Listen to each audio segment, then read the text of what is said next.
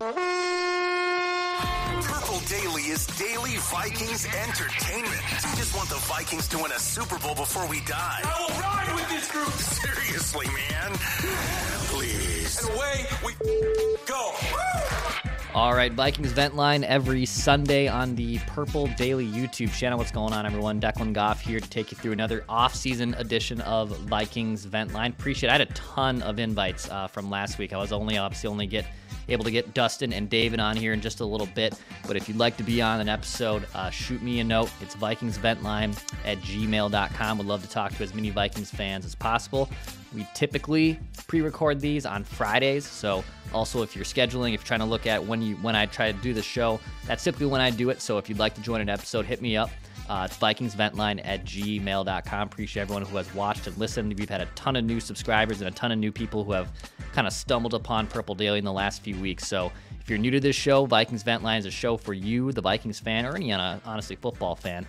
Immediately after every Vikings game during the regular season, Mackie, Judd, and myself come on here to talk about the game. And then during the offseason, I still like to hop on here and talk with Vikings fans with expectations for the draft, the offseason, the season before, the upcoming season. Plenty to talk about every week on Vikings Vent Line. So thank you so much for everyone who was watching. If you want to be on the show, hit me up. Also, Quick Trip, our friends at Quick Trip, they power Purple Daily. Go to the gas station. You don't need just gas. You need also other things there. You can go to Quick Trip to shout out to get all your needs there as well. Shout out to Quick Trip for helping us out here on Purple Daily. Appreciate them. And our friends at Nicolay Law. My guy Nicolay, big fan of the Vikings, big fan of everything we do. He's sponsoring our March Madness tournament that's going on too. So if you have any needs in his field, he would love to help you out, and tell him Purple Daily sent you. Shout out to Nicolay Law as well. All right, let's get into Vikings Vent Line here. We got Dustin, we got David in here, and we got Dex, triple D option here. Pun intended. I don't know. You can take that as however you'd like to take it. But Dex, Dustin, David here on Vikings Vent Line. Appreciate you guys coming on. Dustin, you're making your first appearance on Vikings Vent Line. Welcome to the show. Where are you calling from, and how long have you been a Vikings fan? So I'm calling from a town in Groveland, Florida. It's right outside Orlando. Okay. So I started following the Vikings in 2001, Michael Bennett draft, and I kind of liked them as a kid because I was born in Iowa. I was raised down here in Florida, but I was born in Iowa. And for me, it was either be a Packer fan or a Vikings fan, and I just thought the little cheese head thing was a little ridiculous. So with the purple team, but I kind of missed out on the Randy Moss years. Although my dad did go to Marshall, so funny. Yeah, we were familiar with the name Randy Moss, Chad Pennington, all these guys, but I never watched them in purple as a kid. Right. For better or for worse, because I didn't get the 98 heartbreak, but I got the 2009 and I got the 2015, I got the 2017. So you're well versed in the heartbreak, even if you're down in Florida. Actually, I have grandparents and uncle in Longwood, Florida, so I think that's pretty close to you guys. Where that's you're a nice at, area. So yeah, I'm really familiar with that area. Good to hear from a Vikings fan down there. Dave, welcome back, man. You've been on Vent Line, you've been on Write That Down before. What's up, buddy? How you been? We're doing all right. I am excited for the new path we are forging with this team this offseason. It is finally time to cut bait and move on, and I'm excited to where this team is going. We've gotten younger in most spots except for one old man safety who we just want to keep hanging around, but we love him to death, and we'll put that name up in the Ring of Honor here for Harrison soon enough. But I am excited to talk about the direction we're going in. Awesome, boys. Well, let's get into it here. So the draft is coming up. I would love to know, Dustin, I'll start with you. Who is your favorite draft target? And I understand you might have a few bullets to fire here as well. Yeah. Which guys, though, especially do you like in this year's draft that you'd like the Vikings to go after? Yeah, so I'm on the quarterback train, and thanks to Mr. Thor over there, now I'm on the McCarthy train. I was actually thinking about this after I wrote my notes. He's kind of the inverse Kirk. He doesn't have the stats, but he has the wins. He doesn't have the third down check downs. He's got third down conversions.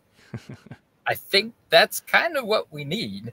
Do we take the 400-yard passing? I mean, Nick Mullins can do 400-yard passing games, but I want to go 13-4 and win an NFC Championship and win that Super Bowl. And McCarthy, I think he's got more of a pedigree than he has a stat line, which I think might benefit him more than some of the hyped guys. And then like to the other bullet, I kind of was thinking like my crush is on tiers of first round, second round, third round. So we don't have a third rounder, we don't have a second rounder. So the two receivers I did want to talk, the Javon Baker and Malachi Corley. I think it would be really cool to have another Diggs or a Debo type. And then like Judd, he wants a big dude. Do we go with that Cooper Beebe? Do we go with Devondre Sweat? I don't know if we can get them now. Yeah. I think they'll be long gone by the time we pick again. But maybe Kwesi does one of his random trade down and get some oddball second round picks, third round picks. So main one being McCarthy. That's gonna be my main crush there. For sure. Yeah, you're right. He is kind of the inverse of Kirk. He's more athletic than Kirk. He's not afraid to throw the ball down the middle. He can move around the pocket. He's good at escaping and figuring out things when things aren't going as planned. So definitely the inverse of Kirk. And yeah, and he went to Michigan too. Michigan too, instead of Michigan State. 100%. It really is. It lines up pretty well there. It is interesting if they keep both their picks, if they use them to trade up, which I think obviously is plan A. If they were to keep both first-round picks, Dustin, would that be something you'd be like disappointed by, or would you be kind of cool with it if they end up just kind of taking those selections? I'd be all right with it. I'd want to see something like, the pass rusher at 11 and then the Knicks at or not Knicks, Penix. Penix at 23. I don't know how I feel about Knicks. But, if we have like the Jared Verse at 11 and then the Penix at 23, I'd be all right with it. I think Penix has a live arm. The injury history concerns me, but if all those medicals checked out, then we'll see. Yeah. It looks good in purple. Heck yeah, he does. That's true. Dave, how about you, buddy? Draft targets. Which ones do you want the Vikings to go after in April? So if we're the force the hand move up like we all think is coming, I actually am on the Drake Maye bandwagon here.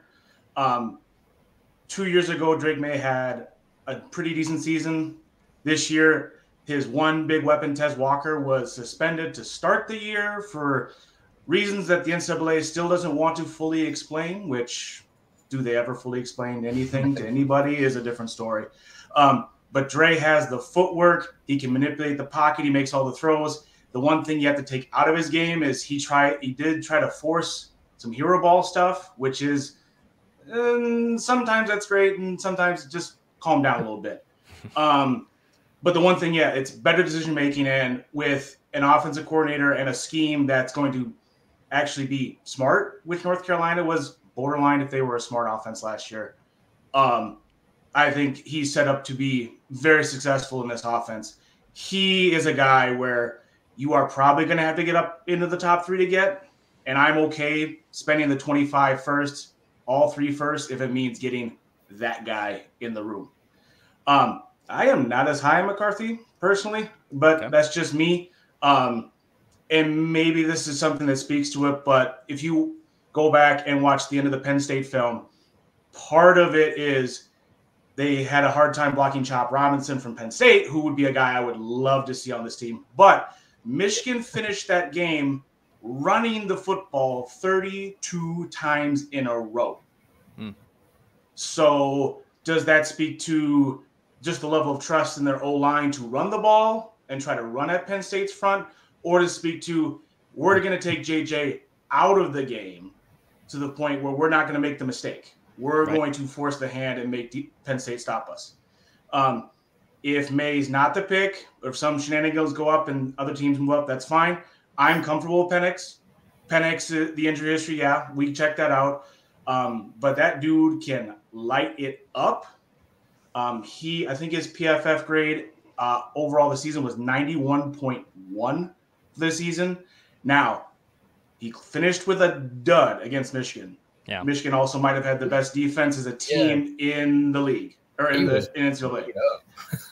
So, and he also played with 3 NFL receivers. So make that what you will. I think the dude can play. He does have to clean up the footwork and figure out how to be mobile within the pocket now that he does not run as much as he used to when he played in Indiana. It's funny you brought up Cooper Beebe, Dustin. He was written down right here on my notes. I don't know where he goes. It depends on which simulator you play. It's a 3rd or 4th round grade on him. He'd be great in the 4th. I think that'd be phenomenal. Phenomenal. 2 sacks in 3 years as a starter at left guard at Kansas State.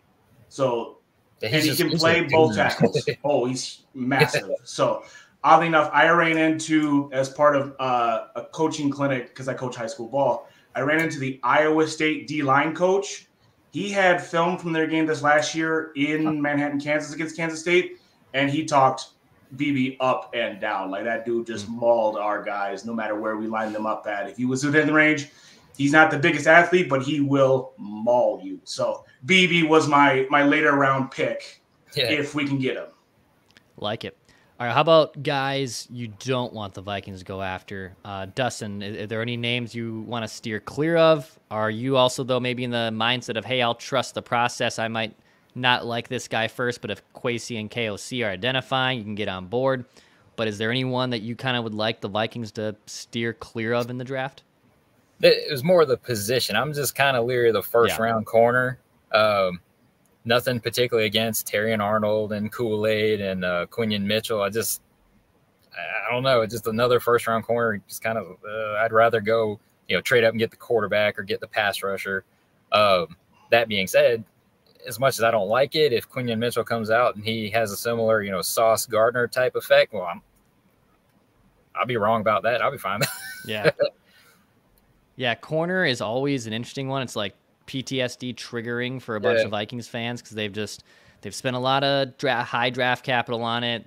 They usually don't work out or aren't worth extending, and I get it. It's like Xavier Rhodes. He was that first round corner. We got 2 or 3 just all pro years, and then yeah, dude, they fall off a cliff quick. I mean, we talk about running backs, aging out of their first contract, and that's true, but cornerbacks too. They just have such a short shelf life of peak play, like to your point about Xavier Rhodes. 2 seasons, he was arguably the best cornerback in football, and then all of a sudden just was unplayably bad and was like out of the league in a couple years. So it is pretty wild to see that happen, and I understand why Vikings fans are probably a little bit against and wary of drafting a cornerback. David, how about you, man? I know you mentioned you're not as high on McCarthy, but any other players or even positions you just don't think the Vikings need to go after in this year's draft? So the first one, we're in lockstep. I don't want a first-round corner. If there's a name I want to steer clear of, and for no particular reason other than some weird history and just kind of this odd big corner fetish that some people have, keep me away from Nate Wiggins. The Clemson corners we have some history with Booth where it just doesn't work out. Clemson was a weird team again this year. I think Clemson, I don't know what's going on there, but and then if we have to stick at 11, or if we don't move back from 11, I'm not crazy about picking the edges super high this year. Actually, my one guy that I would probably maybe think about is Jared Verse out of Florida State, because I think he can do a bunch of different things and do it differently. But I think the edges, we solidified that with Grenard and with Van Ginkel to the point where I'm comfortable going forward with those two, at least to start. If you want to pick somebody later, kind of develop them, I'm fine. It's trying to pick a day one guy who may just not have playing time until the end of the year. I get it. We're probably building towards 25. That's where I struggle picking an edge that early at like 11 in the scenario where we don't move up, is picking an edge that early in the first round. Yeah, I think you're right that they've kind of solidified edge. Defensive tackle, maybe they sneak one of those in day 3 of the draft, or if they find their way back into day 2, I could see that being a thing. But you're right. I think edge has been solved, or at least answered to a degree in free agency from a terms of a need point. I could see them still taking a defensive tackle. Maybe they take a cornerback later, but eventually, they kind of just got to ride with the guys in the house. I don't know if Shaq Griffin still has something left in the tank, and maybe that would be a good little option for them there too. So maybe some of that was answered in free agency too. But I think defensive tackle is still a need for them. How about this though? They signed Aaron Jones in free agency from the Packers, and I still think there's a good amount left there. Would you guys be opposed to drafting a running back, or are you good with the Aaron Jones, maybe Ty Chandler split? Dustin, how would you kind of formulate that plan? I love the split, but I'm not against taking a 6th or 7th round flyer. Running backs, the shelf life is so short, the injuries pile up. Like if we get a guy like Pacheco in the 7th, I mean that'd be fantastic. It's probably another McBride where he's somewhere on the roster doing something, but not on the field on Sundays. But there's really no like standout running back that I saw this year. I know Jonathan Brooks has got some hype, and the Oregon guy, he's got some hype. Bucky Irving's got some hype. But the run back in the draft doesn't really do it for me this year. That's part of my own ignorance. I just haven't. No one's popped it at me. Yeah, for sure. But in all honesty, the last running back that really popped at me was Saquon Barkley, the USC Penn State game. I don't know if you guys happen to catch that one 6-7 years ago, but man, Barkley just, he was an animal. Heck yeah. Dave, what about you? Is drafting a running back off the table for you? Are you good with Aaron Jones? So it wouldn't be off the table because I see Aaron Jones and probably Ty Chandler are probably similar type backs. Now, I know KOC doesn't love to employ the traditional power back. He loves to use CJ Ham to just, power up the middle on the short goal line. But I would love a different change of pace type of back. A guy that sticks out to me is, I believe it's Dylan Johnson, the running back from Washington. Oddly enough, I watched way too much Washington football, obviously. So he looks good in purple, but he got hurt, I think, late in the Pac-12 championship game, and then also got hurt during the national championship game. I think that was a broken foot. So you may have to check the medicals on that, but he's not going for much more than a 6th or 7th round pick, if at getting drafted at all. So that's a guy I would want to check into because he is a bit more of a stronger power back. And once he went out, Washington could not run the football against Michigan, and that really sunk their game. Because if they could have maybe ran the ball, they might have had a chance, but missing him hurt their chances. So I would check into possibly picking him up in a 6th, 7th round flyer type of deal for a different style of back. I gotcha. Dustin, will Aaron Jones, though, fix the Vikings running game? Do you still think there's a lot left in the tank there? I think he'll get more 20-yard runs. I think he'll be able to find the end zone. So in that regard, I think that'll be a fix. Mm-hmm. And like Dave was saying, they are similar styles. Aaron Jones might be a little bit more consistent, but that's more to do with Ty Chandler didn't get playing time till like week 14 for whatever reason. Right. But I think the dynamic duo aspect, the Batman Robin, if you will, I think that'll fix the running game from last year. And if we get a rookie quarterback, it's going to be important to have a good running game. Heck yeah. Well, I mean, even if I think they have Sam Darnold, I mean, even if Darnold's the guy, right, for a few weeks to start the year, I think having a reliance on that is going to be huge. I'm real curious to see Darnold in this offense. Yeah. Dave, do you think Darnold can be at least a bridge quarterback? Is he just a clipboard holder? What do you kind of make of the Sam Darnold acquisition? So if you look at the history of Darnold, he has been thrown into about as bad of situations as you could have asked for a quarterback. Adam Gase, with his bug eyes, clearly did not know how to call an offense without Peyton Manning, and I think Peyton Manning probably got him that job to begin with. Right. Then he goes to Carolina, which since, I don't know, Steve Smith retired has been a bit of a dumpster fire.